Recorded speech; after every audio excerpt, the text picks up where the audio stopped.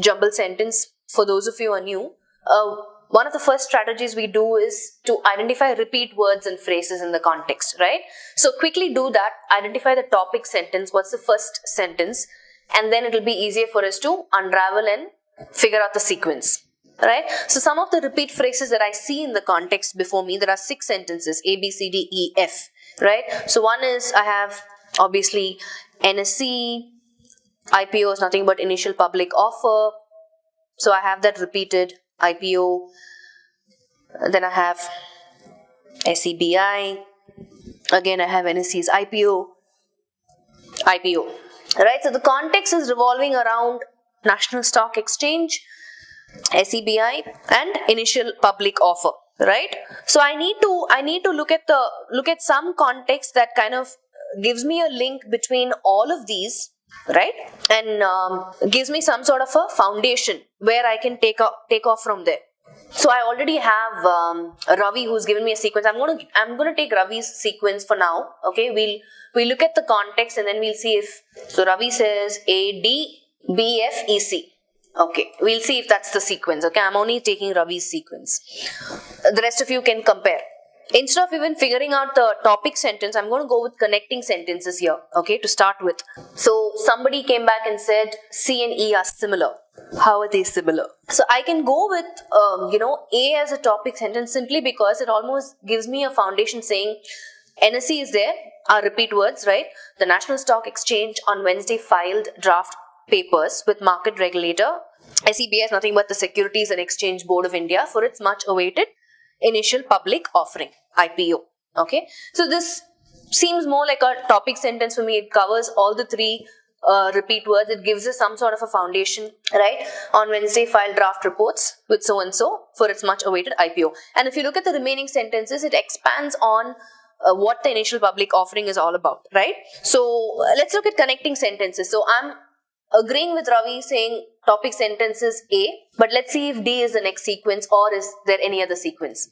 Okay, I'm going to go with connecting sentences, okay? So I have B says the initial public offer will see existing shareholders offloading 20 to 25% shares to the public through the office route. So one of the key words in the topic sentence, if you see, it says the National Stock Exchange on Wednesday filed draft papers with market regulator SEBI for its much awaited IPO, right? So initial public offering, what is this all about?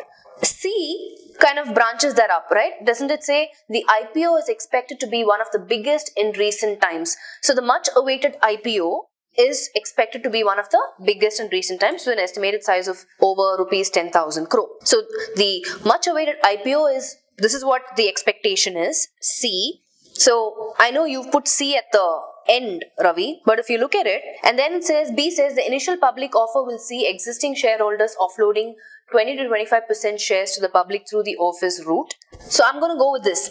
For me, the key word or the highlighting in the topic sentence is the much awaited IPO. The next sentence that kind of expands on that is what can we expect from the IPO is C. And then again, it also goes ahead and says, what's the initial offer? Initial being my keyword. B, right?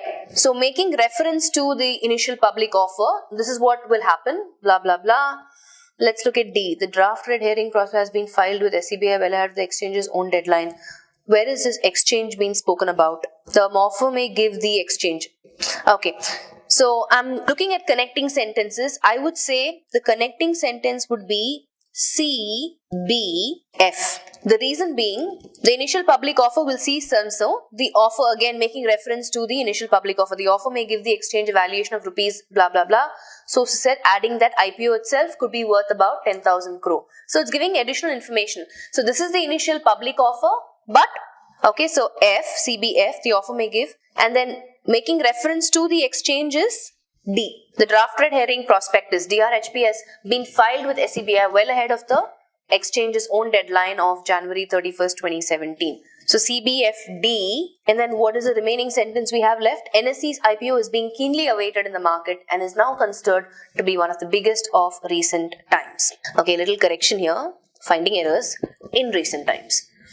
Okay, anyway, awaited in the market is now considered to be one of the biggest in recent times. So, okay, now let's look at sequencing, right?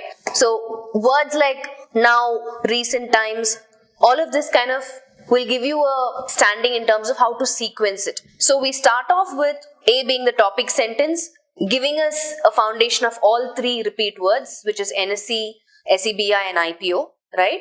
Apart from that, taking in our highlighting word, the much awaited initial public offer, what is that all about? C starts off. So, sorry Ravi, D would not be the next sequence.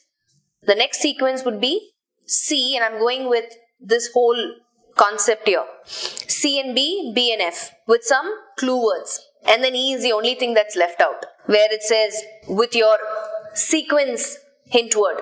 So at present, what's happening in recent times? So the sequence, I think you got BF as a connecting sentence correct, but everything else was incorrect.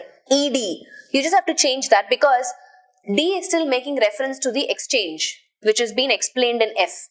The offer may give the exchange a valuation of rupees blah blah blah. I've marked that as a keyword.